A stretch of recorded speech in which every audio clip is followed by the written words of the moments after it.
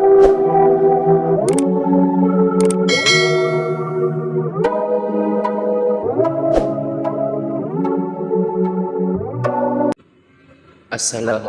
warahmatullahi wabarakatuh. Di sini Al-Fakir ingin mengulas sedikit mengenal lebih dekat siapa itu Al-Imam Ahmad bin Isa Al-Muhajir. Beliau adalah Syekhul Islam, sang pembawa panji kebenaran, penghidup sunnah Rasul, leluhur dari Saddah Ba'alawi, cahaya dari Basrah.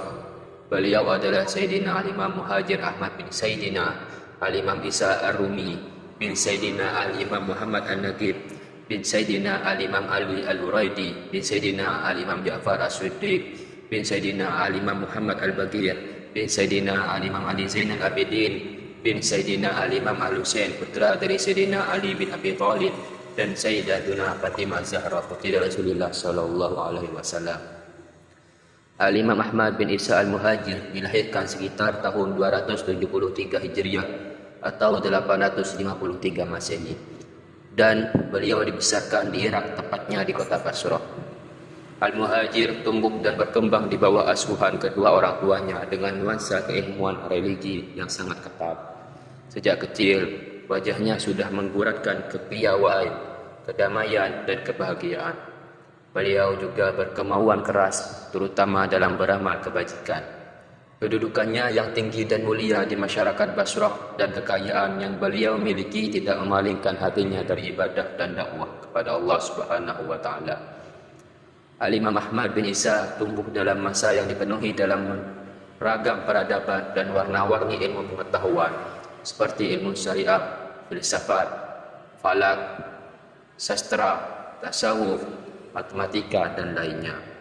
Pada waktu itu, Basrah memang dikenal sebagai pusat ilmu dan budaya.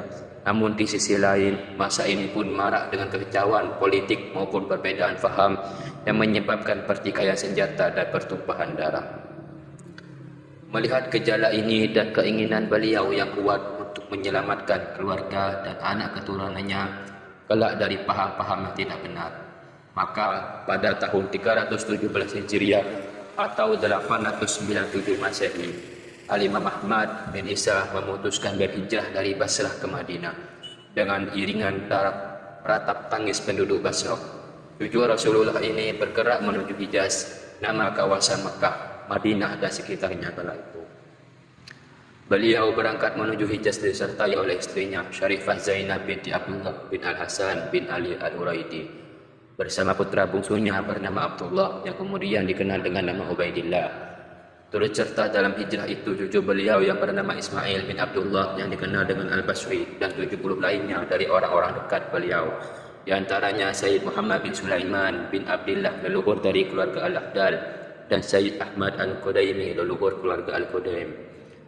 Rombongan Imam Ahmad Al-Muhajir berhijrah ke Madinah melalui jalan Syam karena jalan yang biasa dilalui kurang aman. Sesampainya di Madinah pada tahun 317, beliau berziarah ke makam kakeknya Sayyidina Muhammad sallallahu alaihi wasallam. Beliau meneguhkan rencana melakukan ibadah haji pada tahun itu karena pada saat itu sedang terjadi kekacauan besar di Mekah. Gerakan Quramitah masuk ke Mekah di musim haji. Banyak jamaah haji yang terbunuh oleh ulah dari kelompok ini. Mereka juga mengambil Hajar Aswad dari tempatnya. Baru pada tahun berikutnya, 318 Hijriah, Imam Ahmad bin Isa beserta rombongan berangkat ke Makkah untuk melaksanakan ibadah haji. Konon para jemaah haji pada tahun itu hanya meletakkan tangan mereka di tempat Hajar Aswad. Di Makkah beliau bertemu dengan rombongan dari Tihamah dan Hadramaut. Dari sinilah mereka mengenal keilmuan Imam Ahmad bin Isa dan akhlaknya yang mulia. Mereka kemudian menawarkan kepada Imam Ahmad bin Isa untuk berpindah ke Hadramaut dan meminta Imam Ahmad bin Isa untuk menghidupkan kembali ilmu yang mulai meredup di Hadramut dan membantu membebaskan penduduk Hadramut dari faham Khawarij. Imam Ahmad bin Isa menerima tawaran tersebut setelah beliau melihat adanya cahaya batinnya yang bersih, adanya kebaikan di tanah. Rombongan Imam Ahmad pun bergerak menuju Hadramut. Dimulailah babak baru dalam kehidupan Imam Ahmad. Dari hijrah ini kemudian beliau dikenal dengan gelar Al-Muhajir atau yang hijrah. Hadirnya Imam Ahmad Al-Muhajir di Hadramut merupakan peristiwa besar dalam sejarah, sebab kehadiran Al-Muhajir di Hadramut membawa perubahan besar di daerah itu. Paham Khawarij yang dianut oleh sebagian penduduknya pun tergantikan dengan paham yang sahih yang dibawa oleh Imam Ahmad. Hal ini kerana Imam Muhajir selalu berdiskusi dengan bijaksana dan teladan yang mulia, yang mana hal ini menjadi daya tarik tersendiri bagi para lawan diskusinya dan menimbulkan simpati mereka. Khawarij adalah mazhab yang menerima diskusi tentang mazhab mereka, dan mereka pun banyak berdiskusi dengan para ulama di banyak hal. Sedangkan Al-Imam Ahmad Al-Muhajir merupakan sosok yang ahli dalam hal meyakinkan lawan bicara, sehingga paham Khawarij perlahan-lahan terkikis dan habis di Hadramut dan digantikan dengan paham Ahlus Sunnah wal Jamaah. Hadramut yang panas dan tandus pun menjadi lahan yang subur bagi tumbuhnya para kekasih Allah dan orang-orang soleh.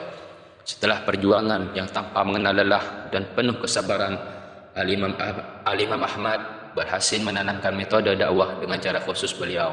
Dakwah dengan akhlak mulia, tidak dengan senjata dan tanpa tetesan darah. Karena itu, beliau berhasil menanamkan paham Ahlus Sunnah wal Jamaah di Hadramut. Akhirnya, Al-Muhajir berpulang ke hadirat Allah Ta'ala pada tahun 435 Hijriah dan dimakamkan di Al-Husaysiyah, tempatnya di Syaib, Baghdad. Sampai hari ini masih terjaga dan terawat serta disiarahi oleh Muslim dari penjuru dunia. Dari keturunan beliau tersebar cahaya Islam ke penjuru dunia, termasuk ke Indonesia, kerana penyebar Islam di Nusantara atau yang dikenal dengan Wali Songo merupakan keturunan Imam Ahmad bin Isa. Imam Ahmad bin Isa Al-Muhajir adalah bapa rohani bagi masyarakat Muslim Indonesia. Kerana itu, Muslim di Indonesia khususnya Saddah Alawiyah seharusnya mengenal lebih dekat pribadi yang mulia dan luar biasa ini. Atau Imam Ahmad bin Isa Al-Muhajir adalah pencetus daripada Bani Alawiyah yang ada di Indonesia ini. Ini adalah sejarah singkat mengenal daripada siapa itu Al-Imam Ahmad bin Isa Al-Muhajir.